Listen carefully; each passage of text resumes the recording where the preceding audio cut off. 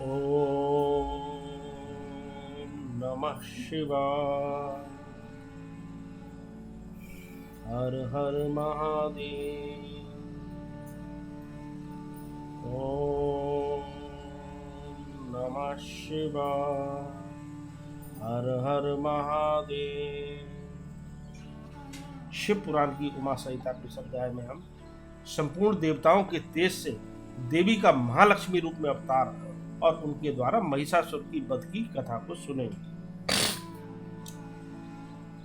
ऋषि कहते हैं, राजन, रंभ नाम से प्रसिद्ध एक असुर था जो दैत्य वंश का शिरोमणि माना जाता था। उससे महातेजस्वी महिष नामक दानव का जन्म हुआ। दानवराज महिष समस्त देवताओं को युद्ध में पराजित करके देवराज इंद्र के सिंहासन पर जा बैठा और स्वर्गलोक में रहकर त्रिलोकी का राज करने लगा। तब पराजित हुए देवता ब्रह्मा जी की शरण में गए।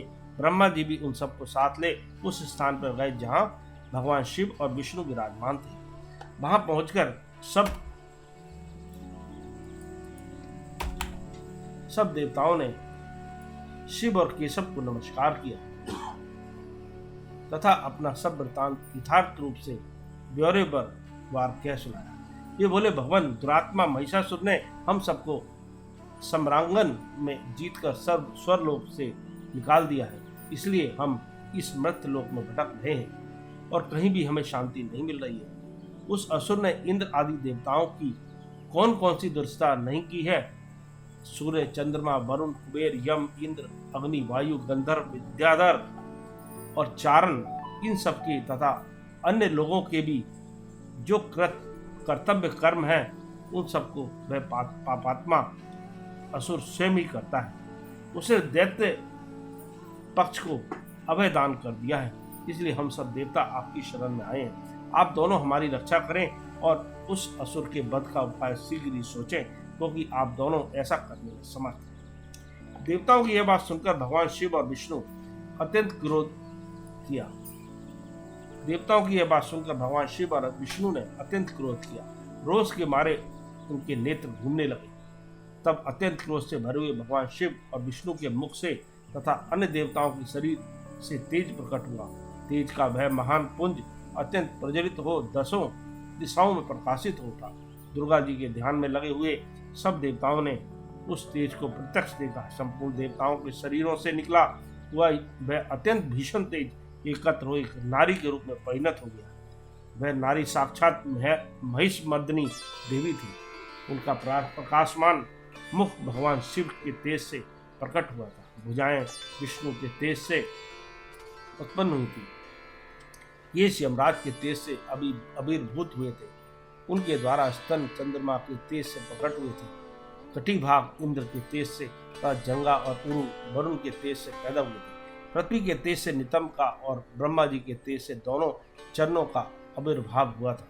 पैरों की उंगलियां सूर्य के तेज से और हाथ की उंगलियां वसुओं के तेज से उत्पन्न हुई थी। नासिका कुबेर के, दांत प्रजापति के, तीनों नेत्र अग्नि के, दोनों भुएं साध्यगण के तथा दोनों कान वायु के तथा अन्य देवताओं के तेज से प्रकट हुई। इस प्रकार देवताओं के तेज से प्रकट हुई कमलालया लक्ष्मी ही वह परमेश्वरी थी। संपूर्ण देवताओं की तेजो राशि से प्रकट हुई उन देवी को देखकर सब देवताओं को बड़ा हर्ष प्राप्त हुआ, परंतु उनके पास कोई अस्त्र नहीं था। यह देख ब्रह्मा आदि देवेश्वरों ने शिवा देवी को अस्त्र से संपन्न करने का विचार किया।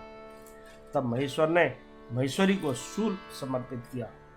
भगवान विष्णु ने चक्र, वरुण ने पाश, अग्निदेव ने शक्ति, वायु देवता ने धनुष तथा वाणु से भरे 2 तरकस और सचीपति इंद्र ने वज्र एवं घंटा प्रदान किया। यमराज ने कालदंड एवं सूर्यदेव ने समस्त रोमकूपों में अपनी किरणें अर्पित की। काल ने उन्हें चमकती हुई ढाल और तलवार दी। क्षीर सागर ने सुंदर हार तथा कभी पुराने न होने वाले 2 दिव्य वस्त्र भेंट किए। साथ ही उन्होंने दिव्य चूड़ामणि, 2 कुंडल, बहुत से कड़े, अर्धचंद्र, केरू, मनोहर नुपुर, गले की हंसुली और सब अंगुलियों में पहनने के लिए रत्नों की बनी अंगूठियां भी दी। विश्वकर्मा ने उन्हें मनोहर फरसा भेंट किया। साथ ही अनेक प्रकार की अस्त्र और अभेद कब्ज दी। समुद्र ने सदा सुरभ्य एवं सरस रहने वाली माला दी और एक कमल का फूल भेंट किया। हिमवान ने सवारी के लिए सिंह तथा आभूषण के लिए नाना प्रकार के रत्न दिए। कुबेर ने उन्हें मधु से भरा पात्र अर्पित किया तथा सर्पों के नेता शेषनाग ने विचित्र रचना कौशल से सुशोभित एक नाग हार भेंट किया, जिसमें नाना प्रकार की सुंदर मणियां गुथी हुई थी। इन सब ने तथा दूसरे देवताओं ने भी आभूषण और अस्त्र शस्त्र देकर देवी का सम्मान किया। तत्पश्चात उन्होंने बारंबार उठास करके उच्च स्वर से गर्जना की। उनके उस भयंकर नाद से संपूर्ण आकाश गूंज उठा। उससे बड़े जोर की प्रतिध्वनि हुई, जिससे तीनों लोकों में हलचल मच गई। चारों समुद्रों ने अपनी मर्यादा छोड़ दी, पृथ्वी झोलने लगी। उस समय महिषासुर से पीड़ित हुए देवताओं ने देवी की जय जयकार की। तदनंतर सब देवताओं ने उन महालक्ष्मी रूपा पराशक्ति जगदम्बा का भक्ति गद वीणा द्वारा स्तवन किया।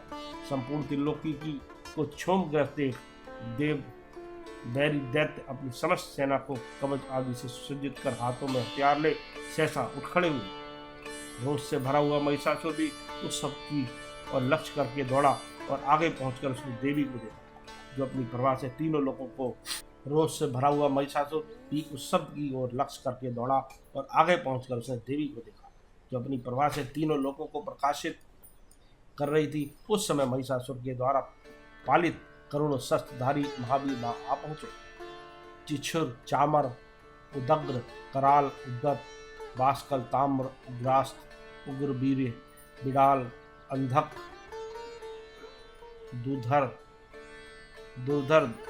दुर्मुख, त्रिनेत्र और महाहनु ये तथा अन्य बहुत से युद्ध कौशल सुरवीर सम्रांगन में देवी के साथ युद्ध करने लगे।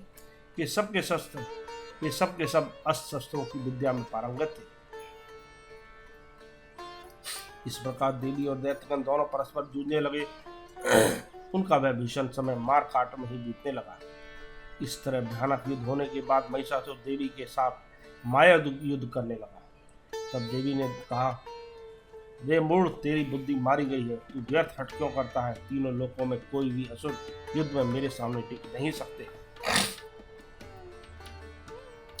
यो कहकर सब कलामयी देवी कूदकर महिषासुर पर चढ़ गई और अपने पैर से उसे दबाकर उन्होंने भयंकर शूल से उसके कंठ में आघात किया।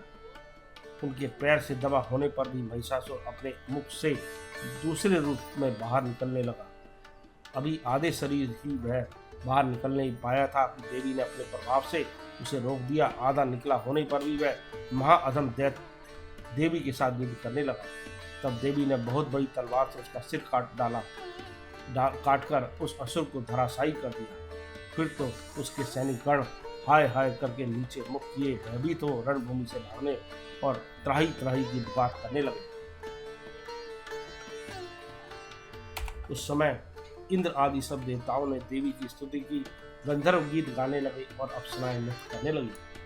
राजन, इस प्रकार मैंने तुमसे देवी के महालक्ष्मी अवतार की कथा कही है।